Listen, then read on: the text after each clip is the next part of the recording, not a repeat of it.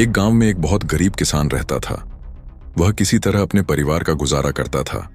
उसके घर के आंगन में एक छोटा सा बगीचा था। किसान ने खूब मेहनत करके बगीचे में बैंगन के पौधे लगाए, लेकिन बैंगन के पौधों में बैंगन नहीं लगे। बस एक पौधे में एक ही बैंगन लगा। किसान ने अपनी पत्नी से कहा, भाग्यवान, इसमें तो एक ही बैंगन लगा है। अब बाजार में क्या बेचेंगे, इसे अपने ही घर में रख लेते हैं। देखते ही देखते वो बैंगन कद्दू जितना बड़ा हो गया। एक दिन किसान उसे तोड़कर अपनी पत्नी को दे आया और कहा, आज तुम इसकी सब्जी बना लो, मैं खेत से आता हूं, फिर हम दोनों साथ बैठकर खाना खाएंगे। किसान की पत्नी जैसे ही बैंगन काटने लगी, पता नहीं कहां से एक आवाज आई, धीरे धीरे काटो, धीरे धीरे। यह सुनकर वह डर गई और इधर उधर देखने लगी, पर उसे कोई नहीं दिखा। वो फिर बैंगन को काटने लगी। दोबारा वही आवाज आई, धीरे धीरे काटो, धीरे धीरे। किसान की पत्नी ने ध्यान से सुना तो उसे लगा कि यह आवाज उस बैंगन में से आ रही है। उसका दिल कांप गया। उसने बैंगन को फेंक दिया और घर से बाहर निकल गई। वो भागते भागते अपने पति के पास खेत पहुंच गई।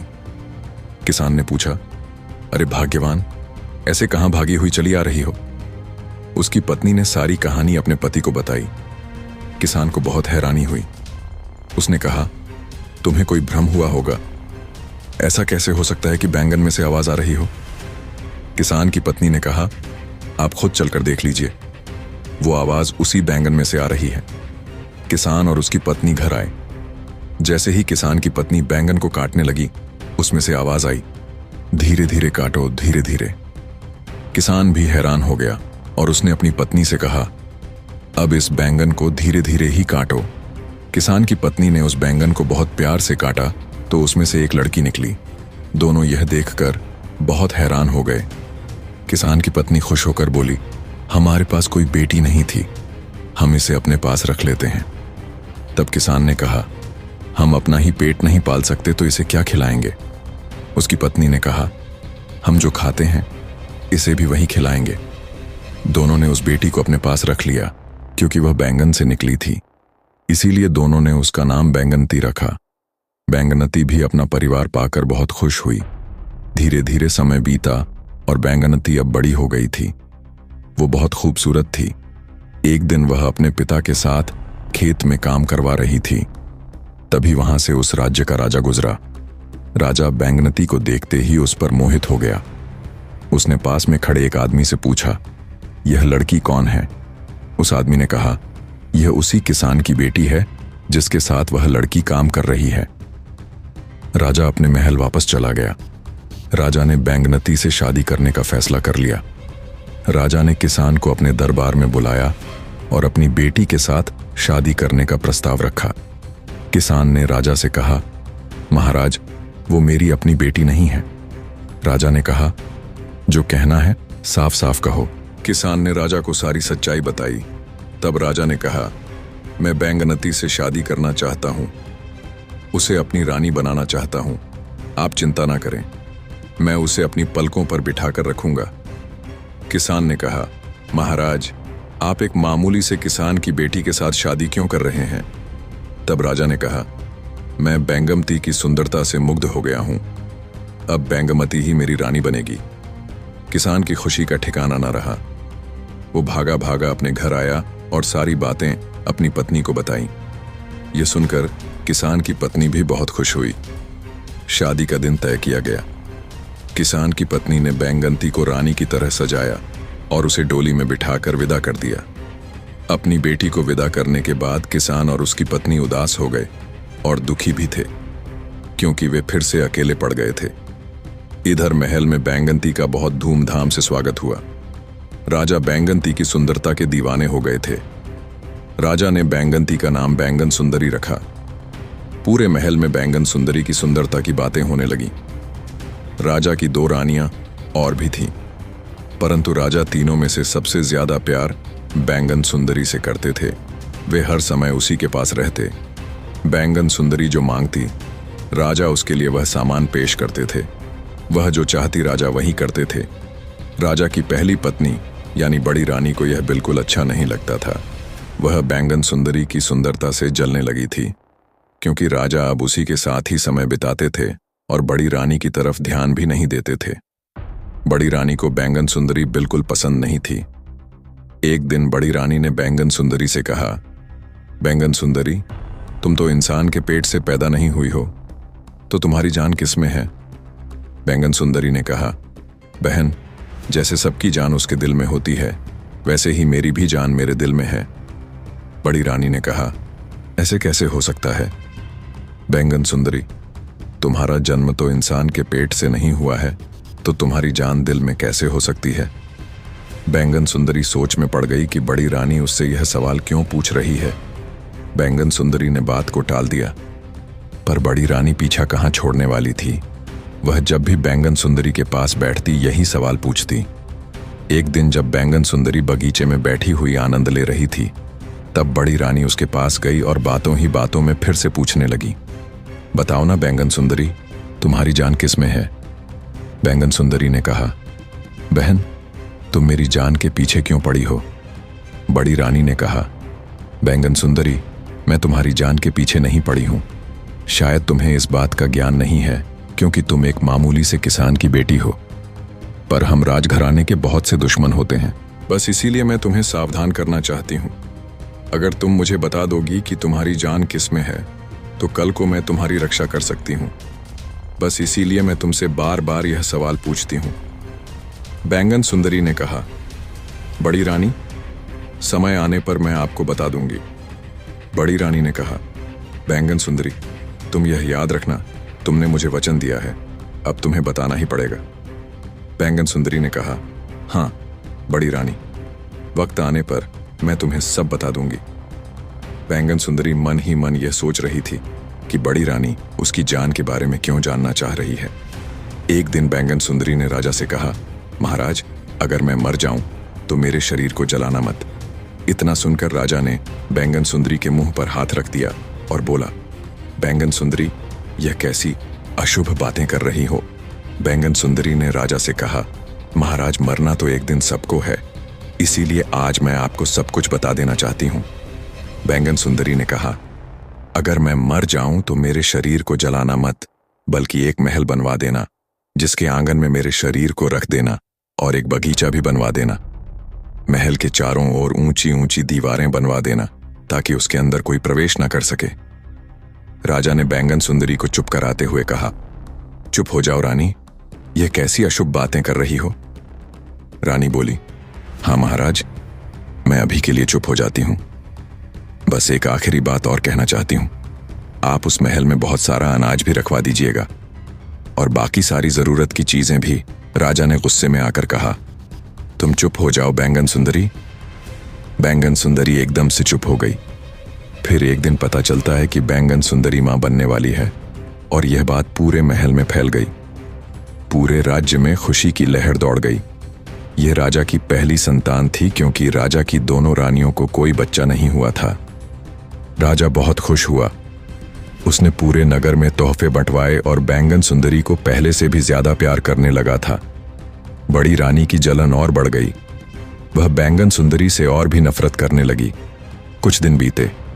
एक दिन बड़ी रानी ने फिर बैंगन सुंदरी से पूछा, बैंगन सुंदरी, आज तो तुम्हें बताना ही पड़ेगा कि तुम्हारी जान किस में बसती है। अब तुम झूठ नहीं बोल सकती, तुम मां बनने वाली हो। अगर तुम झूठ बोलगी तो इसका असर तुम्हारे बच्चे पर पड़ेगा, और अगर तुमने फिर भी नहीं बताया तो मैं पूरे नगर में ढिंढोरा पिटवा दूंगी कि छोटी रानी झूठी है। बैंगन सुंदरी ने कहा, बहन, मैं तुम्हें अपनी सच्चाई बच्चा होने के बाद बता दूंगी। पर बड़ी रानी कहाँ मानने वाली थी। वो बैंगन सुंदरी के पीछे पड़ गई, उसे धमकियां देने लगी। हारकर बैंगन सुंदरी ने उसे अपनी सारी सच्चाई बता दी। बैंगन सुंदरी ने कहा, मेरे मायके में जो बगीचा है उसमें एक कुआं है। उस कुएं में एक लकड़ी का संदूक है। उस संदूक में एक डिबिया पड़ी है। उस डिबिया में एक माला है। उसी माला में मेरी जान बचती है। बड़ी रानी ने कहा, तुम्हारी जान तो बहुत सुरक्षित जगह पर है। बैंगन सुंदरी, हम मनुष्यों को देखो, कोई भी आसानी से मार सकता है। इतना कहकर बड़ी रानी उठ खड़ी हुई और बोली, तुम हमेशा खुश रहो बैंगन सुंदरी। इतना कहकर बड़ी रानी वहां से चली गई और मन ही मन बहुत खुश हुई। क्योंकि वह बैंगन सुंदरी को आसानी से अपने रास्ते से हटा सकती थी। बड़ी रानी अपने कमरे में गई और अपनी नौकरानी से कहा, एक गोताखोर को बुलवाओ। नौकरानी गोताखोर को ले आई और बड़ी रानी ने उससे कहा, तुम बैंगन सुंदरी के मायके जाओ और वहां एक बगीचा है, उसमें एक कुआं है, कुएं में एक लकड़ी का संदूक है, उस संदूक में एक डिबिया रखी है, उस डिबिया को निकाल कर मेरे पास ले आओ। अगर तुम मेरा यह काम करोगे तो मैं तुम्हें 5,000 सोने की मुद्राएं दूंगी। गोताखोर बैंगन सुंदरी के मायके जाता है और कुएं से उस संदूक को बाहर निकालकर उसमें से वह डिबिया निकाल लेता है। डिबिया निकालते ही बैंगन सुंदरी की तबीयत खराब हो गई। गोताखोर महल में आकर वह डिबिया बड़ी रानी को दे देता है। बड़ी रानी उस गोताखोर को 5,000 मुद्राओं की जगह 1,000 मुद्राएं दे देती है। इधर बैंगन सुंदरी की तबीयत बिगड़ती जाती है और बड़ी रानी वो डिबिया खोलकर उसमें रखी माला को अपने गले में डालती है और पागलों के जैसे हंसने लगती है, क्योंकि वह जिससे इतनी नफरत करती थी उसके प्राण उसकी मुट्ठी में है। बैंगन सुंदरी की सांसें ऊपर नीचे होने लगती हैं और वह मृत अवस्था में आ जाती है। राजा बैंगन सुंदरी के मृत शरीर को लिए हुए बैठे थे और फूट फूट कर रो रहे थे। पूरे महल में शोक छा गया। राजा के मंत्री ने राजा से कहा, छोटी रानी के अंतिम संस्कार का समय हो गया है। तब राजा ने अपने मंत्री से कहा, नगर के बाहर एक दूसरा महल बनवाओ और वहां आंगन में बगीचा लगाकर बैंगन सुंदरी के शरीर को सिंहासन सहित वहां रख दो। यह बैंगन सुंदरी की आखिरी इच्छा थी। मंत्री राजा की बात सुनकर हैरान रह गया और बोला, महाराज, मुझे लगता है छोटी रानी के शरीर को जलाना ज्यादा उचित है। तब राजा ने मंत्री को आदेश दिया कि उसकी आज्ञा का पालन करें और राजा ने वह सारी चीजें करने के लिए कहा जो बैंगन सुंदरी राजा से कहकर गई थी। महल में सारी जरूरत की सामान रखवा दी गई। महल बनकर पूरी तरह से तैयार हो गया और बैंगन सुंदरी के शरीर को सिंहासन सहित वहां रख दिया गया। महल के चारों ओर ऊंची ऊंची दीवार बना दी गई ताकि उसके अंदर कोई प्रवेश ना कर सके। अब राजा बैंगन सुंदरी की याद में बहुत दुखी रहने लगा था। एक दिन राजा ने सोचा, बैंगन सुंदरी ने अपने शरीर का अंतिम संस्कार करने के लिए क्यों मना कर दिया था? क्या वह कभी लौट कर आएगी?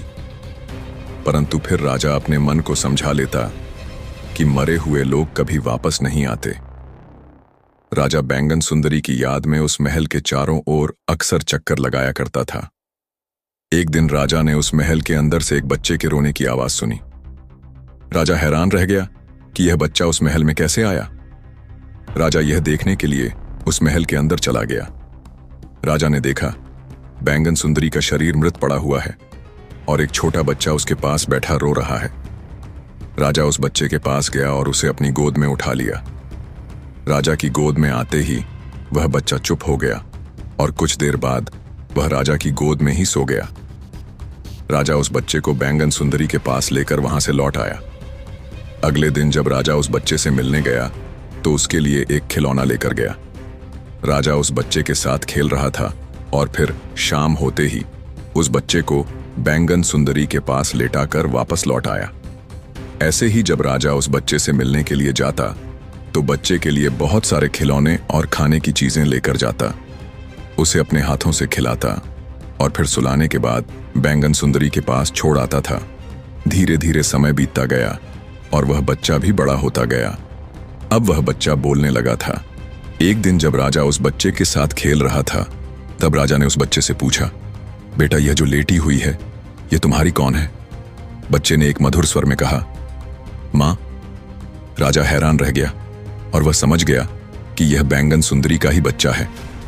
राजा ने उस बच्चे से पूछा, बेटा, तुम्हें रोज खाना कौन खिलाता है? उस बच्चे ने कहा, मां। राजा बैंगन सुंदरी के शरीर की ओर देखने लगा, परंतु बैंगन सुंदरी उसी अवस्था में लेटी हुई थी जिस अवस्था में राजा और उसके मंत्री उसे छोड़कर गए थे। राजा को बहुत हैरानी हो रही थी। फिर राजा ने उस बच्चे से पूछा, तुम्हारी मां कब उठती है? बच्चे ने कहा, रात में। राजा ने बच्चे से कहा, बेटा, आज रात में जब तुम्हारी मां उठेंगी तो तुम मां से यह सवाल पूछना कि वह रात में ही क्यों उठती है।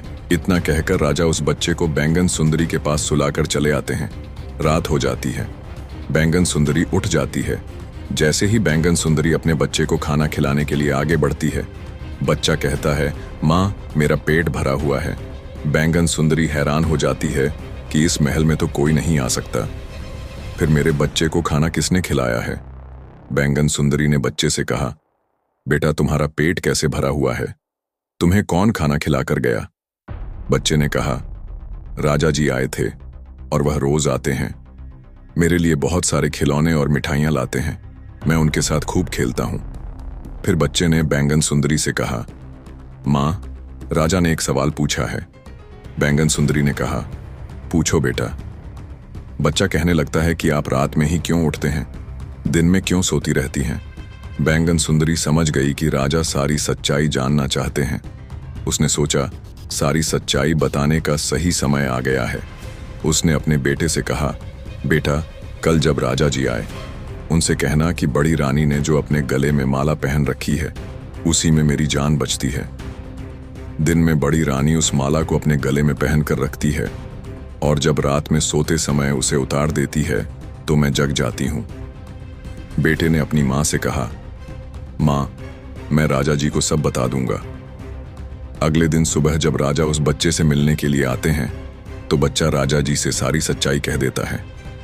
राजा समझ गया कि बड़ी रानी बैंगन सुंदरी से जलती थी, इसीलिए उन्होंने बैंगन सुंदरी का राज पूछा और उसे मार दिया। अब राजा योजना बनाने लगा था कि बड़ी रानी से वह माला वापस कैसे ली जाए। इधर बड़ी रानी बहुत खुश थी। वह महल में सब पर हुकूमत कर रही थी